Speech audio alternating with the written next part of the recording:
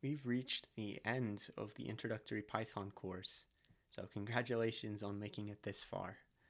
Now, we've covered a lot of the basics, the fundamentals of the Python language, but there's still a lot we haven't discussed, such as creating iterators and generators. There's another Jupyter notebook if you're curious about that. We haven't talked about decorators, which are a way of modifying functions, basically wrapping a function in another function. We haven't talked about type checking, which is an optional feature in Python. We haven't talked about support for integrated development environments or debugging, benchmarking. We haven't talked about implementing testing. We haven't talked about arguments from the command line or parallel programming. So there's really a lot of things that you could go on and uh, continue to research on your own if you're curious. Now we have some basic programming advice for you here.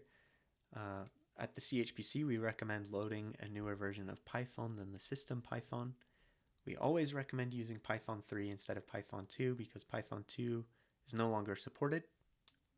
Of course, we recommend you save early and often when you're writing code.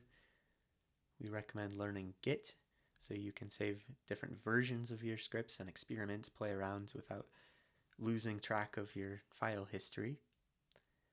Of course, we recommend test code and debuggers so you can resolve problems with your code.